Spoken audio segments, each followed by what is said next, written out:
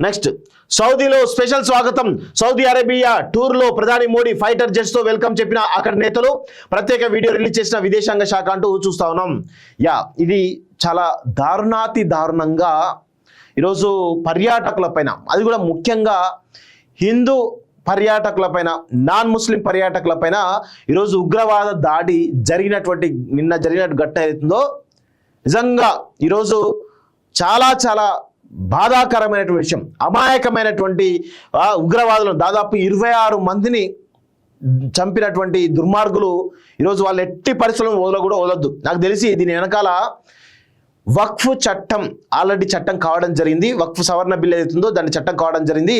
దానికి సంబంధించి ప్రతీకారం తీర్చుకోవడానికి ఈరోజు ఉగ్రవాదులు ఈ విధంగా దాడి చేస్తారు. అసలు వాళ్లకు వక్ఫ్ చట్టానికి సంబంధం ఇది. వక్ఫ్ సవరణ చట్టం అనేది భారతదేశానికి సంబంధించినటువంటి అంతర్గత విషయం, బయట పాకిస్తాన్ సంబంధించింది కాదు. ఇక్కడ చూడండి, వాళ్ళు వక్ఫ్ సవరణ బిల్లు ఏదైతే ఉందో దాంట్లో వాళ్ళు వక్ఫ్ చట్టం వక్ఫ్ బోర్డు కింద ఎంతున్నాయి, 38 లక్షల ఎకరాల భూములు ఉన్నాయి. గత 2013 నుంచి 2024 వరకు దాదాపు 12 లక్షల ఎకరాలు యాడ్ అయినాయి. ఎక్కడి నుంచి యాడ్ అయినాయి? ఎప్పుడో ఆ ఔరంగజేబు సంబంధించిన ల్యాండ్స్ కూడా మావే అంటే ఎట్లా? వాటికి ఒక పేపర్ ఉండదు, ఏది ఉండదు, ఏది పడితే అది. కొన్ని ఊర్లే ఈరోజు వక్ఫ్ బోర్డు అని చెప్పేసి ఈరోజు క్లెయిమ్ చేస్తూ ఉన్నారు.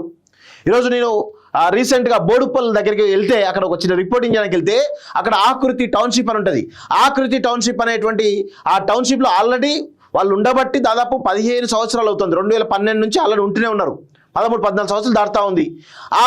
ఆ ఆకృతి టౌన్షిప్ కూడా మాదే అని వక్ఫ్ బోర్డు హైకోర్టులో పిల్లేసింది.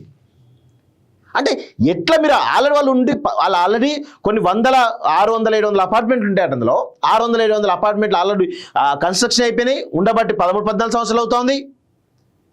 ఇప్పుడు వచ్చి వక్ఫ్ బోర్డు వచ్చి ఇది మా భూమి అని చెప్పేసి ఎట్లా క్లెయిమ్ చేస్తూ ఉంది? మరి కట్టినప్పుడు దాదాపు 3-4 సంవత్సరాలు కడితేనే ఉన్నారు. అది 2009లో 10లో స్టార్ట్ అయింది, 2012లో ఎండ్ అయిపోయింది. అప్పటి నుంచి మరి ఆ బోర్డు ఏం చేస్తుంది? అప్పుడే ఆపచ్చు కదా, ఇంజక్షన్ ఆర్డర్ తీసుకొని కన్స్ట్రక్షన్ ఆపచ్చు కదా.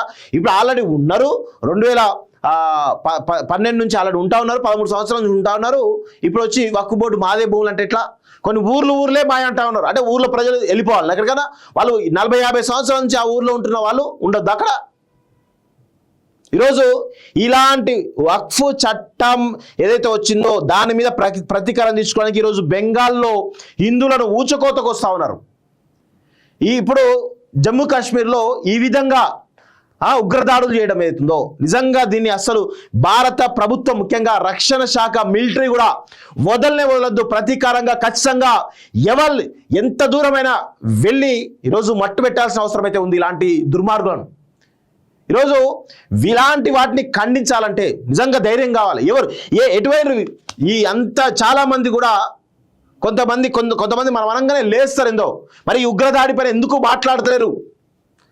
ప్రతి ఒక్కరు కూడా మాట్లాడాలి. డెమోక్రటిక్ వాదులు అన్నవాళ్ళు, మానవతావాదులు అంటున్నారు, ఖచ్చితంగా దీనిపైన మాట్లాడాలి. ఎందుకు మాట్లాడకూడదు? ఈ దాడి కనబడట్లేదా వాళ్ళ కళ్ళకి? 26 మంది అమాయక ప్రాణాలు కావా వాళ్ళవి? అంటే ఈ అంశం కొంతమంది కనబడట్లేదు. నిజంగా అలాంటి వాళ్ళే ఇక్కడ భారతదేశాన్ని ముంచుతున్నటువంటి నిజమైన టెర్రరిస్టులుగా నేనైతే ఖచ్చితంగా చెప్పగలను. బరాబర్ దీనిపైన ఎవరైతే మాట్లాడరో, ఎవరైతే ఇలాంటి వాటిపైన స్టోరీస్ చేయరో వాళ్ళు ఖచ్చితంగా ఈ దేశంలో అంతర్గతంగా ఉన్నటువంటి ముప్పు అని చెప్పేసి ఘంటాపథంగా నేను చెప్పగలను. ఈ దేశంలో ఉన్నటువంటి వాళ్ళే నిజంగా వాళ్ళు ఈరోజు టెర్రరిస్టులుగా మనమైతే చెప్పొచ్చు. ఖండించిన వాళ్ళు ఎవరైతే ఉన్నారో ఎంత దారుణం ఇది! దీనిపైన ఎవరు మాట్లాడతలేరు. కొంతమంది చిన్న అంశాల మీద పెద్ద ఎత్తున మాట్లాడతారు. వక్ఫ్ సవరణ బిల్లు పైన పెద్ద ఎత్తున మాట్లాడుతూ ఉంటారు. మరి దీనిపైన ఎందుకు మాట్లాడరు? మాట్లాడాలి కదా. ఈ దాడిపైన ఎందుకు మాట్లాడరు? 100% ప్రతి ఒక్కరు కూడా మాట్లాడాలి. మాట్లాడకపోతే వాళ్ళు ఖచ్చితంగా మన భారతదేశంలో ఉన్నటువంటి పాకిస్తాన్కు సహకరించే టెర్రరిస్టులుగా మనం అభివర్ణించాల్సిన అవసరం అయితే ఉంటుంది అనేది ఘంటాపథంగా గుర్తుపెట్టుకోవాలి. విదేశాల్లో ఉన్నత విద్యను చదువుకోవాలని అనుకుంటున్నారా? అయితే వెంటనే ఫ్లైగ్రాడ్ ఓవర్సీస్ ఎడ్యుకేషన్ కన్సల్టెన్సీని సంప్రదించండి. మీ విదేశీ కలలను సాకారం చేసుకోండి. ఫ్లైగ్రాడ్